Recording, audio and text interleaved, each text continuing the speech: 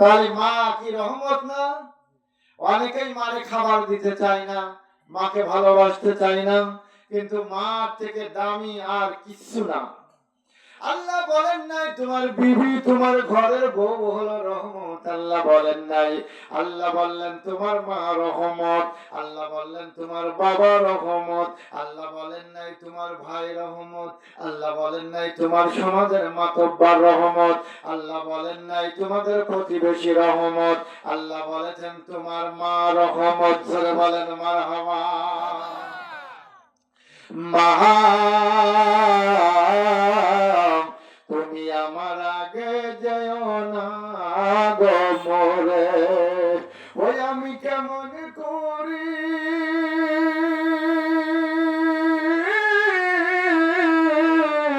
দিব মাটি মা তোমার কবরে। মা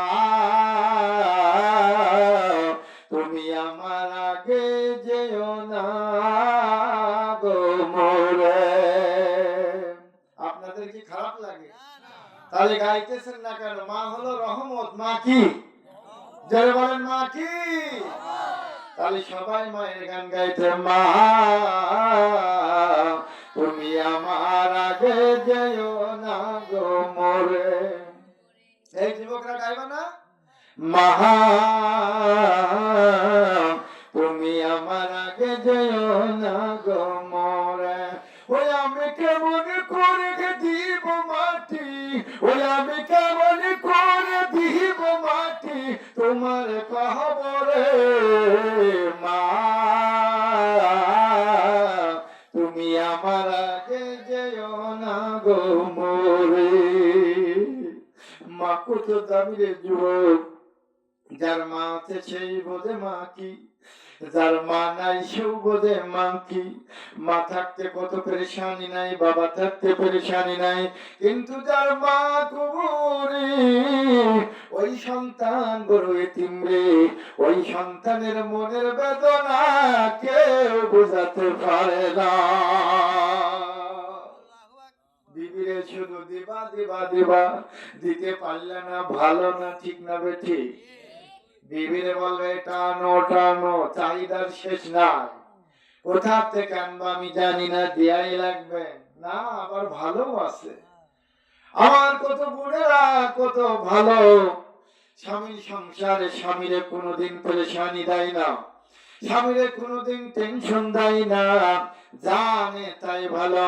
কিন্তু এমনও বোন আছে গো, এমনও আমার আফারা আছে, স্বামী যদি মন মতো না হয় ওর 14 গোষ্ঠী উদ্ধার করে ফেলে। যারা বলেন ঠিক না বেঠি? এই তো কাতলাগাড়ি ছেড়ে ব্রহ্মপুর গ্রাম মাহফিল করে মেলা আগের কথা, আমার দোস্ত বাড়ি শুয়ে আছি, কিন্তু ওই পাশের ঘরে যে ওর ভাই আর ভাবি আর জানে না যে আমরা এখানে শুয়ে আছি। এবার রাত 2টার সময় দুইজনে ঝগড়া শুরু করেছে। মাহফিল করে এসে ঘুমাচ্ছে, ঝগড়ার আওয়াজে ঘুম ভেঙে গেল।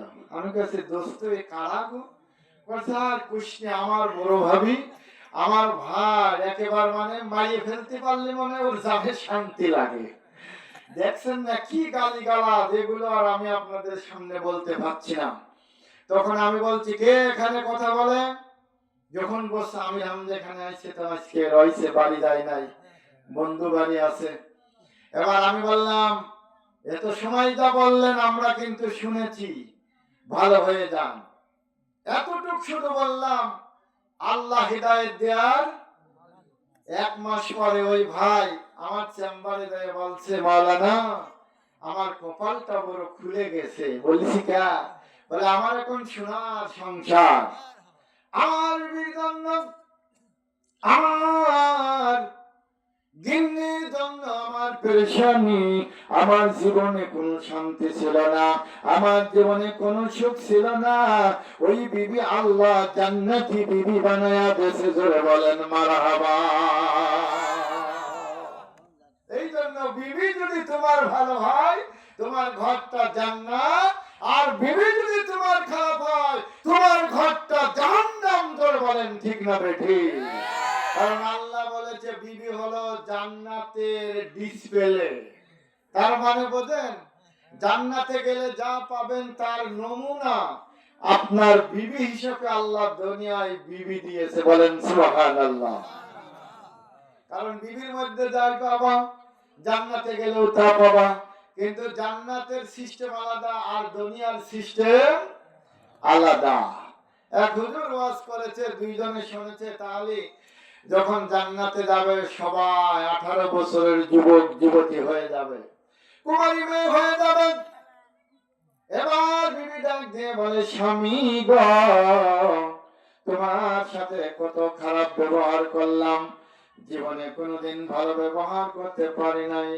হুজুর আজকে ওয়াজ করেছে যে স্বামী আর স্ত্রী জান্নাতি হবে গো। আমার মনে হয় আমি তোমার উপরে যেই পরিমাণ জুলুম করি গো স্বামী, তুমি জান্নাতি হবা, আমি জাহান্নামী হব।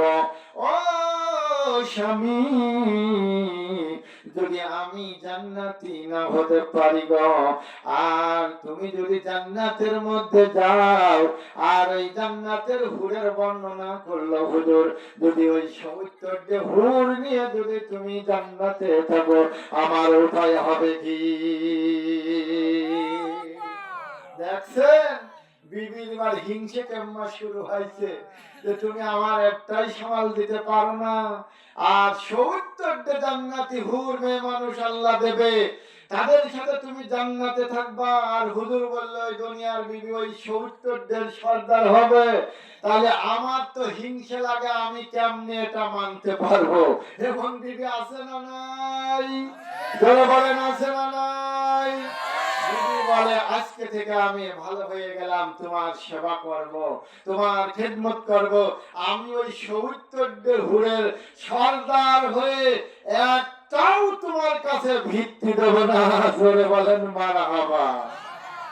স্ত্রী স্বামীরে নিয়ে এইভাবে মজা করছে, তাহলে আজকে চিন্তা করেন যে জান্নাতের নমুনা দুনিয়ায় আপনার স্ত্রী, বলেন সুবহানাল্লাহ। আমার ভাইরা, মা হলো তোমার রহমত, মার কষ্ট দিবা না। মায়ের চোখের পানি সহ্য করা যায় না, মা যদি চোখ দিয়ে পানি ফেলে বলে সন্তান আল্লাহর ওলি হয়ে যায়, মা যদি বদদোয়া করে সন্তান জাহান্নামী হয়ে যায়। ফরিদপুর বোয়ালমারি এলাকায় একটা মাহফিলে গেলাম, একজন বৃদ্ধ মহিলা এসে পর্দার আড়াল থেকে চোখের পানি ছেড়ে দিয়ে কান্দে আর বলে, মাওলানা, শুনলাম ঝিনাইদহ থেকে আমির হামজা আসছে, আমি তোমার কাছে একটা আরজি করতে চাই, আমার 4টা সন্তান ধরে, ওর বাবা অনেক আগেই মারা গেল, আমি দ্বিতীয় বিবাহ করলে করতে পারতাম, আমি ওই সন্তানের দিকে তাকাইয়া, ও মাওলানা, আমি বিবাহ করি নাই, কিন্তু 4টা সন্তানকে বড় করলাম, ওদের বিবাহ দিলাম, এখন একটা সন্তানও আমার খাবার দেয় না।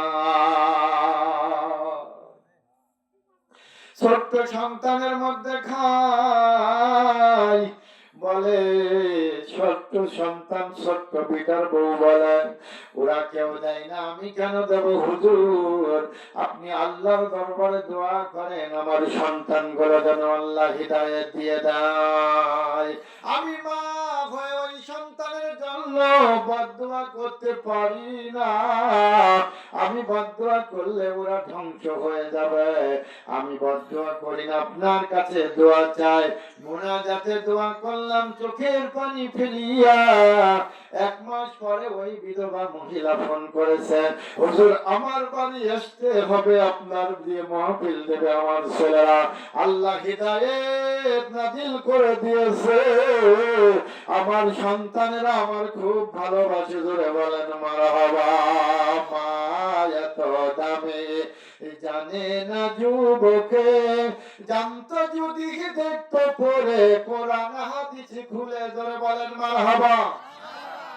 মা এত দামি জানে না যুবকে, জানতো যদি দেখতো পরে কোরআন হাদিস খুলে, সেই মায়ের কষ্ট দিলে, সেই মায়ের কষ্ট দিলে খোদা সহে না।